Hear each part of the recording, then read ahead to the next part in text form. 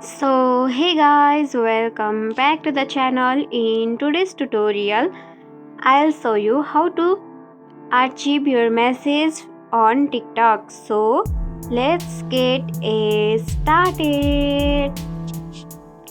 At first, make sure you have the TikTok app downloaded from Google Play Store or App Store, and also make sure that you have logged into your account. So let's open it.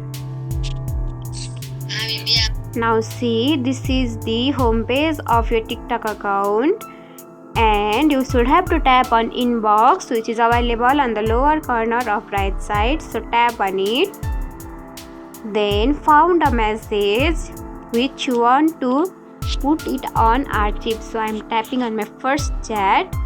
So just tap on it and you will see the option of archive available on the left side of your screen. So tap on archive. Now see, your messages has been successfully sent on archive, and that's it. If you found this tutorial helpful, don't forget to like, comment, share, subscribe, and also hit the bell icon for more easy tutorials. I'll see you in the next video. Till then, bye bye, take care, have a great day.